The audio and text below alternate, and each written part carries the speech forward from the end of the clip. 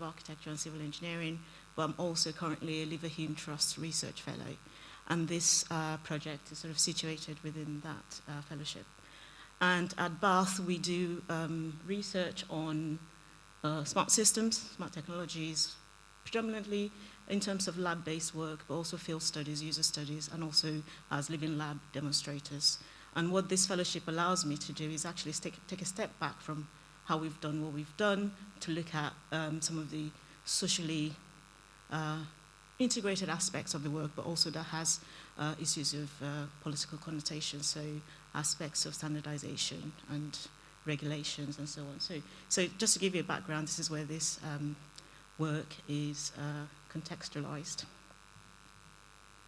So in the UK, as with most parts of the world at the moment, there is a lot of conversations about decarbonisation of the built environment.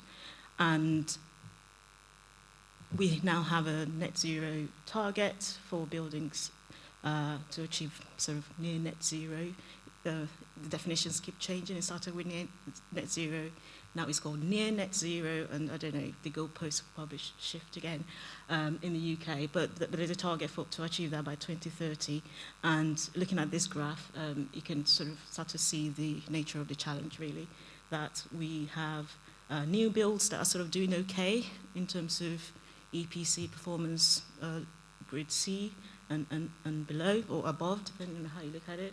But we also have a huge legacy of existing buildings, most of them quite old.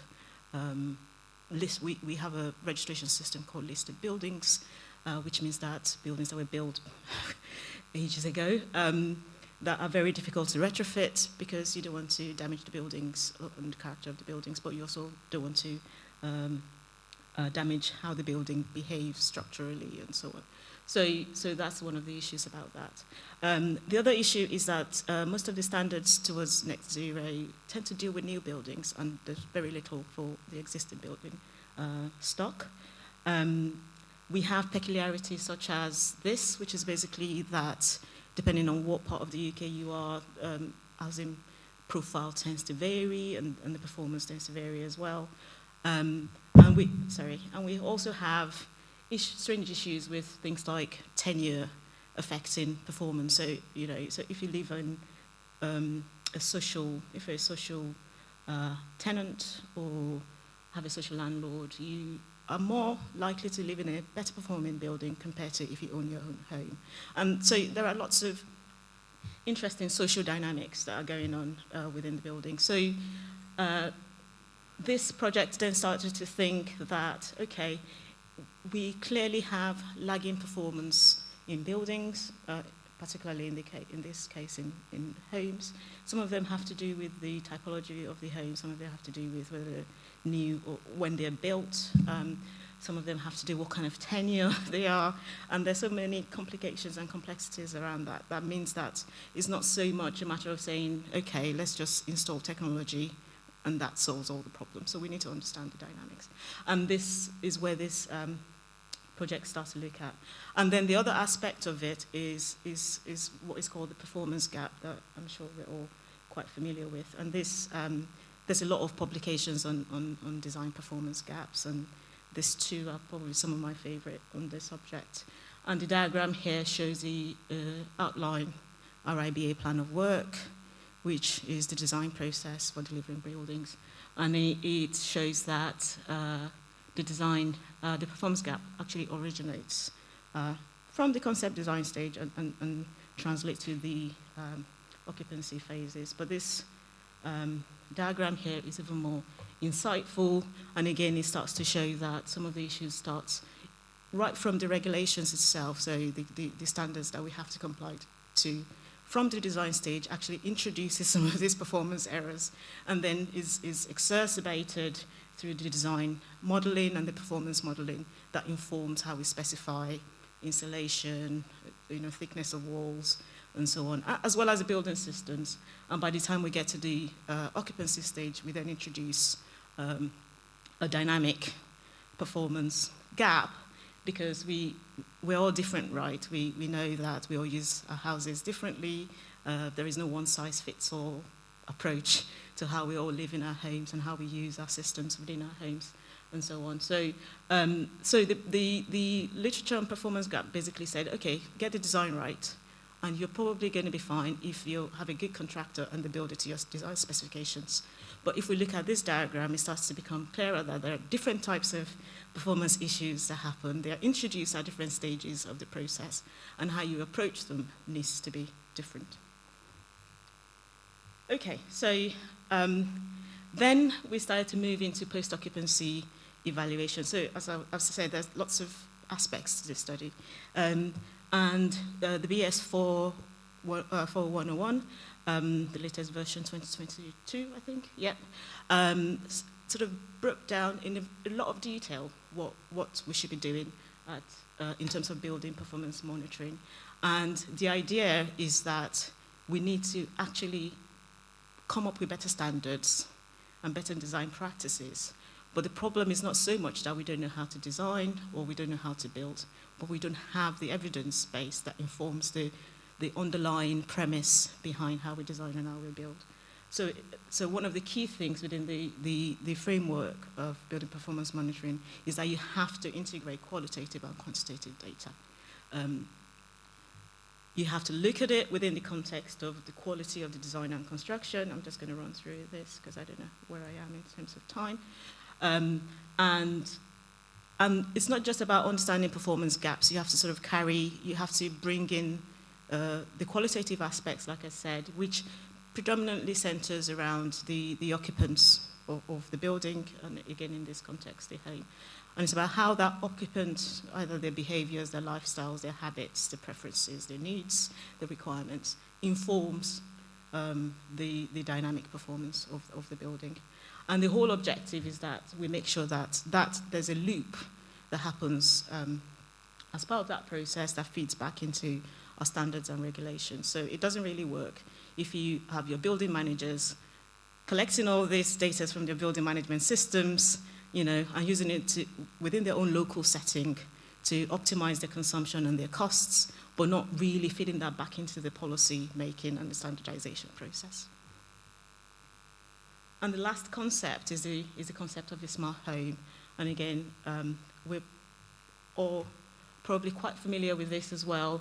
And again, the smart home is now quite popular. I think I read a study that says, on average now, most houses, whether we know about it or not, has about 1,000 smart devices in them, doing various things in our washing machines and dishwashers and kettles and so on, depending on how technologically savvy your homes are. And they help us to do things like control what we do and how we do it, optimize our usage, achieve savings. It's a cost of living crisis, right? So we all want to save on those energy bills. Improve our comfort, health and well-being, either in terms of internal air quality. So in the UK now, people have things like Hive, which controls their energy systems. They have systems that deliver security, so they can open their door for Amazon delivery if they're, in the Bahamas or something.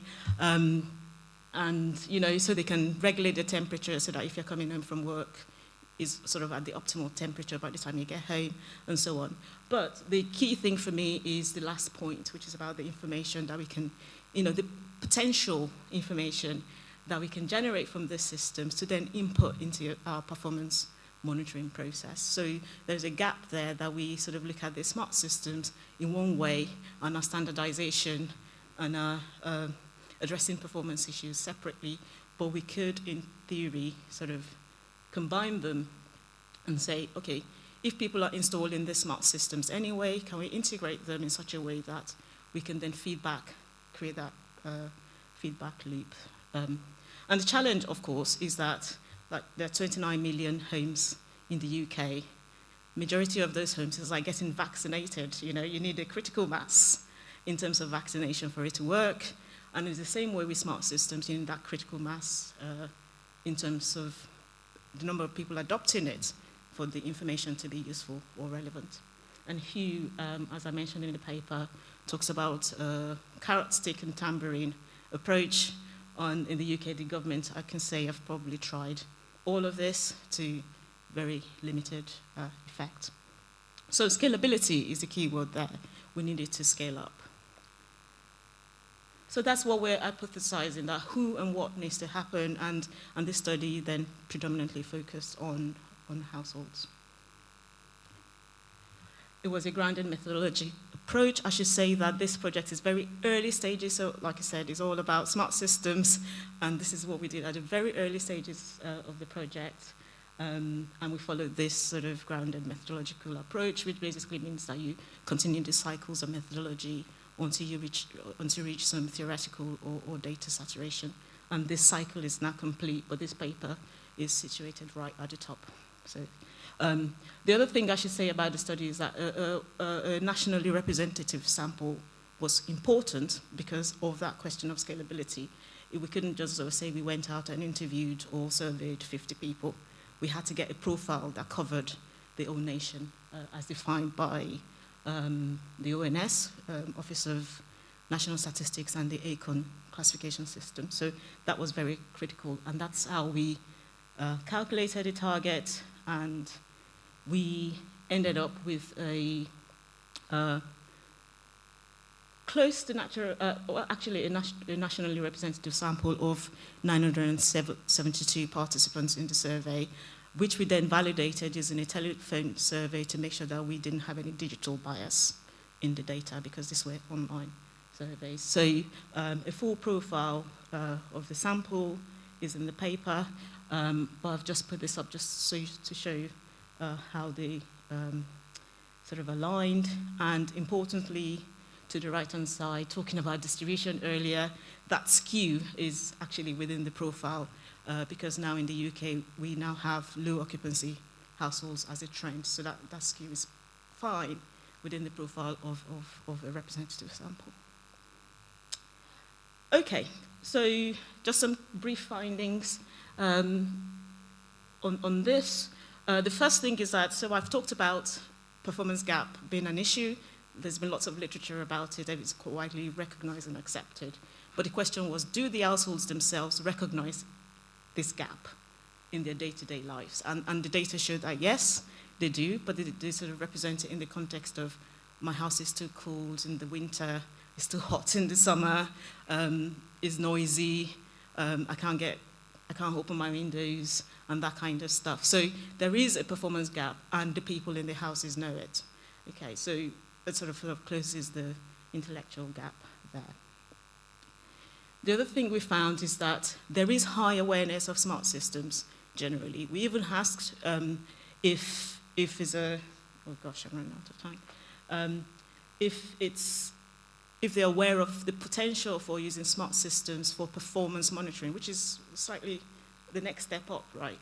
And they are aware of it. The only problem is that they're not really doing it. They're not adopting it. There's no uptake, so the uptake is quite low. And then the next question is, okay, so if you were going to adopt it, what would really drive you to do that? And there were key things that we could find. One, it has to be affordable, it has to be accessible, and it has to be adaptable.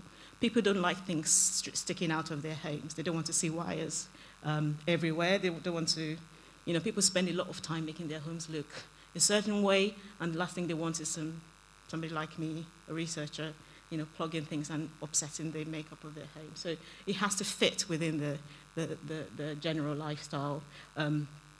There was a lot of concern about the technical performance and the technical fit, but there was also issues about data privacy and security, and people sort of interchanged the two. So, for example, but that's actually correct, because breaches in your data privacy could affect your physical security and your physical safety, because in smart systems, somebody could find out where you live, and suddenly, or whether, when you're at home, when you're on holiday, and so on, and then use the opportunity to come and get your stuff.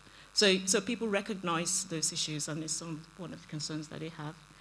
But interesting as well, we sort of looked at the issue of social media and the fact that quite a lot of people tend to be, well, rightly or wrongly, influenced by what is common or is accepted. And when it comes to messaging, you want to look at whether the best way to get people to adopt things, and one of the things we're looking at is try to get people to promote this on social media if this was going to have an impact in improving adoption. And the answer is clearly no. People don't really care. Yeah, I'm almost done. And like I said, the reason not to adopt is the cost, but also in terms of intrusion into their homes and disruptions. But the type and age of the building is also an issue. So a smart system that is plug and play, that is less intrusive, will probably be a better approach to this. I talked about trust issues, because data sharing is quite important, and most people won't share their data. And that is a problem for us, because we need them to share that data so that we can inform our standardization processes. So that's quite interesting. And people don't seem to trust or trust professionals less than the tradesmen to do work in their houses, because they're used to dealing with tradesmen, but they don't know what to do with architects and engineers. So that's quite interesting as well. Apologies, I'm rushing through this, but I'm almost done. So in general, we find all these technologies interesting, and I've listened to quite a lot of innovative talks at this conference. But for the householders, this kind of stuff is like the great big elephant in the room, right? How do we, you can't ignore that. Even though these devices are quite tiny, for them they're really big stuff, they're really big decisions, and they have really big impacts on their lives. So it's about making that issue accessible. So to conclude then, most of what I've talked about, there has to be a good fit in terms of time, cost, and effort. That's quite significant, and there's another paper that I've done on that. In terms of the implementation strategies, I've proposed an implementation framework, which is also detailed in a lot more detail in another paper. And lastly, I'm working on a third paper, which is on the data security and aspects of privacy as well. And the next step is then that we then use all the systems to implement it in some of our living labs and demonstrators. Okay, I've run on for a long time. Thank you. Thanks for a very interesting and very solid work. So I have a quick question.